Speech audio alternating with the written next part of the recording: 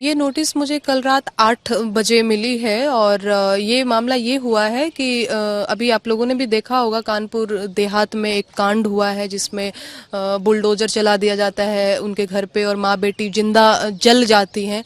तो मैं एक लोक गायिका के रूप में जो है मैंने हमेशा से अपनी जिम्मेदारी का निर्वहन करने का कोशिश किया है। मैं लगातार लोकगीत के माध्यम से सरकारों से सवाल पूछती रही हूँ। तो ये कोई पहली बार नहीं हुआ है कि मैंने यूपी में काबा करके सवाल पूछा। उससे पहले भी यूपी में इलेक्शन था, उस टाइम पे भी मैंने सवाल पूछे थे जिसका जवाब अब तक वो लोग दे नहीं पाई। क्या जवाब दे पाएंगे, अभी भी जवाब तो दे नहीं पाते, ये नोटिस दे देते हैं।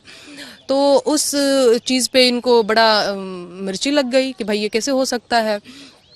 तो अंबेडकर नगर जहाँ पे मेरा ससुराल है, 2 दिन पहले जाकर के वहाँ पे मेरे ससुर जी को नोटिस थमा दिया। फिर वहाँ से बात नहीं बनी तो पूरी फौज एकदम से लद के, जैसे नहीं किसी बहुत बड़े क्रिमिनल को पकड़ने जाते हैं, और झूठ ये बोला। सबसे पहले मेरे हस्बैंड को कॉल करते हैं और ये कहते हैं कि मैं ना यूपीएससी की प्रिपरेशन करना चाहती हूँ। एक महिला फ़ोन करती हैं और हिमांशु जी आप तो क्योंकि यूपीएससी की कोचिंग कराते हैं तो आपको बड़ी जानकारी है, मुझे कुछ आपसे गाइडेंस लेनी है सर, आपसे ऐसे करके बात किया। तो हिमांशु भी बड़ा कंफ्यूज हो गए कि भैया किससे नंबर मिला, कौन आपको ऐसे बोला है।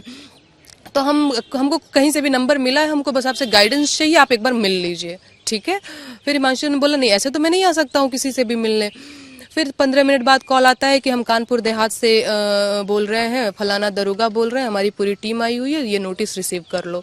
तो हमने कहा कि भैया सबसे पहले तो आप अपनी विश्वसनीयता खतरे में डाल रहे हैं, मुझे क्या पता उधर आप कौन है ना। एक तो पहले आप झूठ बोल करके ये सारी चीजें कर रहे हैं। हमने कौन सा इतना बड़ा अपराध किया भाई कि आपको इतना बड़ा झूठ बोलना पड़ रहा है कि हम ये बोल रहे हैं यहाँ आ जाओ, है ना। एक बड़ा ही अजीब तरीके का आपको दबाव बनाना।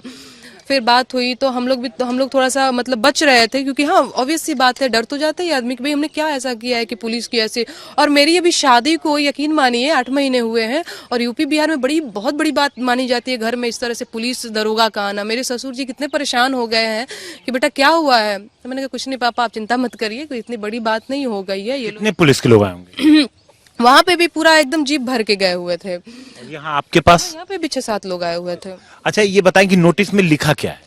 नोटिस में देखिए, ये तो है मेरे पास नोटिस, बड़ा ट्रिकी तरीके से सवाल पूछा है जिसका जवाब मैं बिना वकील से बात किए नहीं दूंगी। इसमें देख लीजिए, आप भी देख लीजिए इसमें क्या सवाल है अथवा नहीं, आप हो या नहीं, आपने गाना गाया है या नहीं, टाइप इतना दिमाग लगा करके सवाल तैयार किया गया है कि आप हाँ बोलो तो फंसो, ना बोलो तो फंसो टाइप। तो बिना वकील से बात किए मैं किसी भी सवाल का जवाब नहीं देने वाली हूँ। अच्छा वकील से आप बात करेंगी, लेकिन आपने अभी तक जो गाने गाए हैं, आपने कहा कि सरकार के खिलाफ आप हमेशा आवाज उठाती रही हैं, लेकिन क्या आप ऐसा नहीं है कि एक पॉलिटिकल थॉट रखती हैं नेहा जी?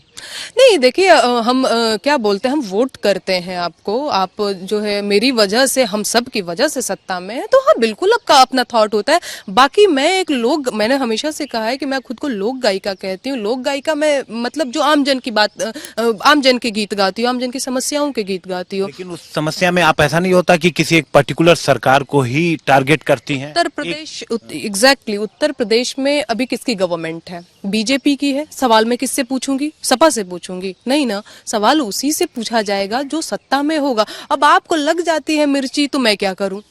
तो अभी आप अब अगला कदम क्या उठाएंगे? अगला कदम सर, बिना वकील से बात किए मैं कुछ भी नहीं उठाने वाली हूं। तो अब इसके बारे में हमने अपने वकील से बात किया भी है, तो उन्होंने बताया कि जैसे मैं बताऊं आप वैसे करें। तो अगला कदम नोटिस का जवाब कब तक देने का कोई वक्त दिया गया है? आपको पेश होने के लिए कहा गया है? हाँ, 3 दिन बाद अगर मैं नोटिस का जवाब नहीं देती हूँ तो मेरे खिलाफ उचित कार्रवाई होगी। दिखाइए आप जरा वो नोटिस एक बार फिर। नोटिस देखिए, और उत्तर प्रदेश की सक्रियता की तो दाद, उत्तर प्रदेश पुलिस की सक्रियता की दाद देनी पड़ेगी। और कोई मामले में ये इतना सक्रिय हो या ना हो, इस मामले में तो बड़ी सक्रिय हो गई है। ये कहना है पुलिस का कि मतलब इससे माहौल खराब हो सकता है। जी, यूपी में काबा सीजन 2 जो मैंने गाना गाया है, जिसमें माँ बेटी के दर्द को बयां करने की कोशिश करी है, जिसमें मैंने ये बताने की कोशिश करी है कि किस तरह से क्या बोलते हैं, प्रशासन की बर्बरता और ये सारी चीजों को दिखाने की कोशिश की है, तो उनको लगता है कि मैंने समाज में वैमनस्यता फैलाने की कोशिश करी है, सामाजिक सौहार्द बिगाड़ने की कोशिश करी है, मैंने समाज में तनावपूर्ण माहौल क्रिएट किया है।